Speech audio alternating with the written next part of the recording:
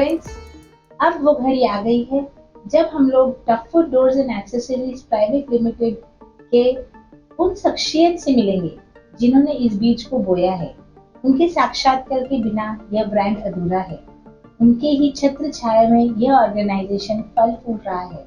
Mister Mayapati Khemka, the chairman of टफवुड। We are very honoured to have him with us on my power brand. नमस्कार, मुझे बहुत हार्दिक प्रसन्नता है स्वागत करते हुए श्री मायापति खेमका जी का, जो अपने स्पेसिफिक फील्ड में एक आइकन है, जिन्होंने एक पिलर की तरह इस पर्टिकुलर फील्ड को एक बहुत सारे इम्पोर्टेंट ब्रांड्स दिए, बहुत इम्पोर्टेंट अलग अलग आयाम दिए, और एक बहुत इम्पोर्टेंट काम इन्होंने किया कि टफवुड, जिसके बारे में अभी हम बात कर रहे थे, जो अपने आप में एक बहुत पावरफुल ब्रांड है अपने माई पावर ब्रांड का, and a brand which is going to be really successful, which will become a household name for the specific targeted segment.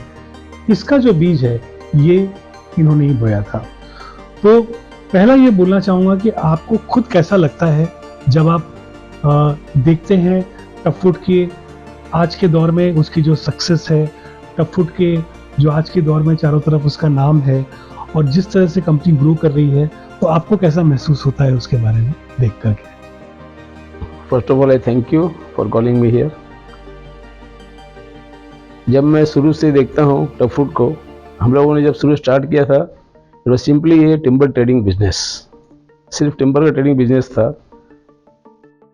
हम लोगों की शुरू से ये आदत रही है, या समझ लीजिए हमारे बड़ों का ये आशीर्वाद रहा है कि जो भी काम हम लोग करते हैं उसमें हम लोग रिसर्च करते हैं, उसका ये खोजते हैं कि what can be different and what can be development. हम लोगों ने देखा कि जो भी इसके जैसे बोलते हैं कि टिम्बर बहुत ही कॉमन चीज़ है और इसमें हजारों लोग काम कर रहे हैं, तो what different we are doing. शुरू से हम लोग इसमें देखा हम लोगों ने कि जो हमारे क्लाइंट्स हैं उनको बहुत तरह परेशानियाँ हो रही थी, तो हमने रिसर्च शुरू किया कि क्या परेशानियाँ हैं और हम कैसे दूर कर सकते हैं। तो हम लोगों ने रिसर्च और इनोवेशन के जरिए इसको कोशिश किया कि इसमें जो भी इसको प्रोसेसिंग की टिम्बर की हम लोगों ने, जिसको सीजनिंग ट्रीटमेंट कहते हैं, कि जिससे उनकी परेशानियाँ दूर हो। और ये एक बिजनेस का बहुत बड़ा बिजनेस मंत्र आप समझ लीजिए इसको, कि आपको हमेशा ही जानना होगा कि क्लाइंट्स आपसे क्यों मटेरियल लेगा। Out of thousands of vendors आपके पास क्यों आएगा और उसकी परेशानी कैसे दूर कर सकते हैं आप। ये बहुत इंपॉर्टेंट चीज़ है। तो हम लोग उसको एड्रेस किया कि क्लाइंट्स को कहाँ परेशानी हो रही है। हमारे जो भी, जैसे हम लोग स्पेशली हम लोग जो भी बिल्डर्स, प्रमोटर्स, कॉन्ट्रैक्टर्स वो डील करते थे, कहाँ का परेशानी हो रही है उनको दूर करने की हम कोशिश की, और हमने टिम्बर प्रोसेसिंग शुरू की जिससे उनको वो दूर हो। और कभी भी हम लोग उससे एक चीज़ स्टिक नहीं रहे कि एक चीज़ उसमें स्टिक रहे। हम लोग हमेशा इनोवेशन में बिलीव करते हैं, हमेशा आगे बढ़ने में, कि जैसे जैसे मार्केट ग्रो होता है उसमें हम लोग आगे बढ़ते हैं। उसके बाद हमने देखा कि टिम्बर के बाद प्लाईवुड है, प्लाईवुड से बाद में डोर में है, डोर के बाद में फायर डोर है। करीब ये दो ही घटना है। लोगों ने कहा कि भी उस समय सिर्फ स्टील के फायर और लोहे के फायर चलते थे। लोगों को ये आशा भी नहीं थी कि टिम्बर के फायर डोर बन सकते हैं, फायर डोर बन सकते हैं क्या। और स्टील के लोहे के फायर डोर बहुत तरह की बहुत परेशानी आ रही है लोगों को। जो भी लोग बोलते थे लोहे बनाते हैं लेकिन हम लोग उसमें मेंटेनेंस नहीं कर पाते हैं, बहुत गर्म हो जाते हैं, बहुत सी परेशानी आ रही थी लोगों को उसमें मेंटेनेंस में भी।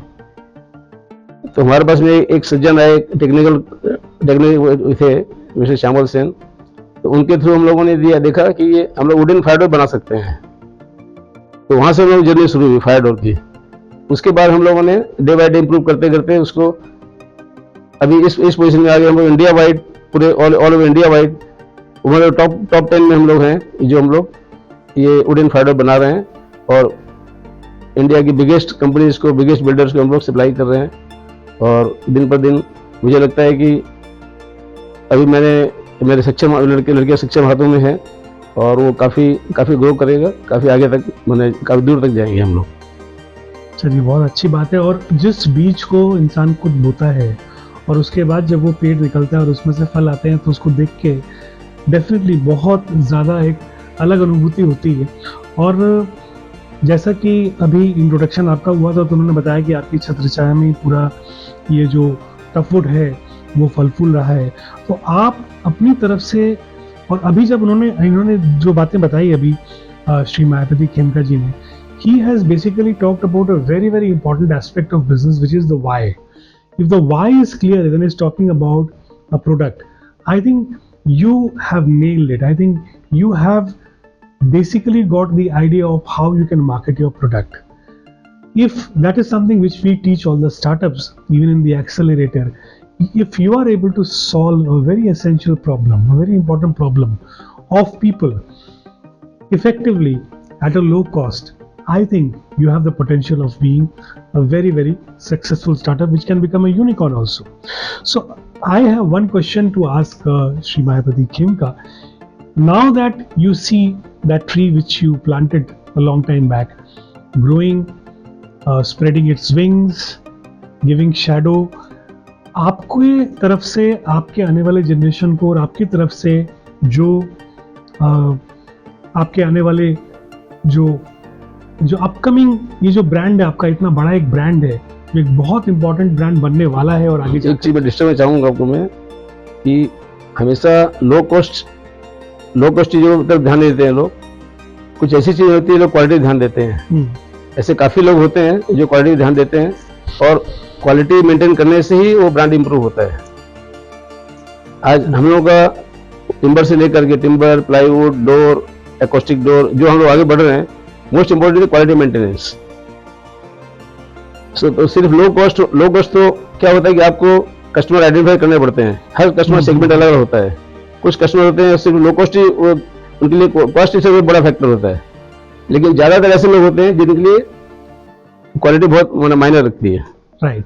सो उनका एक बहुत इंपॉर्टेंट एस्पेक्ट ये भी है कहने का कि क्वालिटी प्रॉब्ली अगर आप मेंटेन कर सकते हो अपनी, तो आई थिंक वो ऑटोमेटिकली आपका यूएसपी या आपका यूनिक। आप क्या इंपॉर्टेंट सजेशंस या आपकी तरफ से आप क्या इंपॉर्टेंट बातें बताना चाहेंगे या सजेशंस देना चाहेंगे इस ब्रांड को और आने वाली पीढ़ी को कि ये और ज़्यादा सक्सेसफुल हो सके?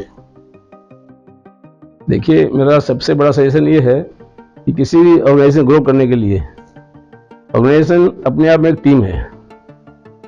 आपको मुख्यतः 3 चीज़ें होती हैं उसके अंदर में, ऑर्गेनाइजेशन में। एक होता है सेल्स एंड मार्केटिंग, एक होता है जो ऑपरेशन टीम है जो आपको प्रोडक्शन तैयार कर रही है, जो बना रही है सामान, डिलीवर कर रही है, और एक है स्ट्रेटेजिकल जो पूरा रिसोर्सेज प्रोवाइड कर रहे हैं, फाइनेंस प्रोवाइड कर रही है, जो टॉप मैनेजमेंट।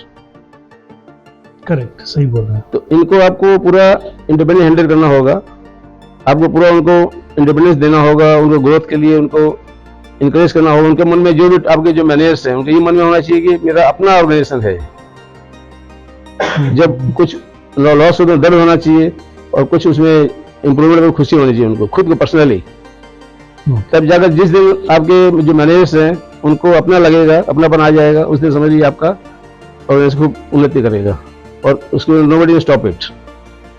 उसी तरह आपको कस्टमर को देखना पड़ेगा कि कस्टमर को कहाँ तकलीफ हो रही है, क्या प्रॉब्लम आ रही है, उसको आप एड्रेस कर पा रहे नहीं कर पा रहे हैं, कहाँ पर लैक्यूना है। और एज ए होल हर ट्रेड में ऐसा होता है, हर चीज में, कि कुछ न कुछ उस ट्रेड में लैक्यूना होती है। तो उसको आप फुलफिल कर पा रहे हैं क्या? उसको फुलफिल कर पाएंगे उस दिन आपकी ग्रोथ ऑटोमेटिकली हो जाएगी। जैसे जस्ट मैं एग्जांपल इसका दे रहा हूँ, उबर का एग्जांपल दे रहा हूँ। टैक्सी की लैक्यूना थी, लोग टैक्सी में भागते रहते थे, टैक्सी नहीं मिलती थी। उबर ने लैक्यूना फुलफिल की कि आपको आपके घर टैक्सी मिलेगी, तो अब आप उसे डबल पैसे देने तैयार हैं। उसी तरह आपको ये पहचानना होगा आपकी ट्रेड में लैक्यूना कहाँ है, कहाँ लोगों को प्रॉब्लम आ रही है। जैसे मैंने पहले बताया आपको, फायर डोर पर लैक्यूना आ रही थी कि वो स्टील के फायर डोर बन रहे थे, लोहे के बन रहे थे, उससे बहुत प्रॉब्लम आ रही थी। तो उसको हमने फुलफिल किया, तो उसका बहुत बड़ा मार्केट बन गया अपने आप में। ओके, तो बहुत बहुत इंपॉर्टेंट एस्पेक्ट जो इन्होंने बताया with regard to growth of business. किसी भी ब्रांड को अगर ग्रो करना है, ऑर्गेनाइजेशन को ग्रो करना है, तो belongingness and sense of belongingness तब आती है जब उस ब्रांड को आप अपना समझते हैं, उस ऑर्गेनाइजेशन को अपना समझते हैं। और ये तभी संभव है जब आपके जो गोल्स हैं, पर्सनल गोल्स हैं, वो ऑर्गेनाइजेशनल गोल्स के साथ अलाइंड हो। And I believe a very very important message there is that ensure that your organizational goals are aligned with the organization, with the personal goals of the employees. When this goal alignment happens, automatically the productivity is at its best, efficiency is at its best, and definitely आप अच्छे तरीके से grow कर सकते हैं। बहुत बहुत धन्यवाद, बहुत बहुत thank you so much mister Mayapati Khemka. Shri Mayapati Khemka का बहुत आभार कि इस तरह से ही, और रिक्वेस्ट करूँगा इस तरह से ही वो अपना जो ब्लेसिंग्स थैंक यू वेरी है मच और अपना जो सजेशंस है वो देते रहें और आने वाली पीढ़ी को भी करते रहें इंस्पायर। Thank you sir.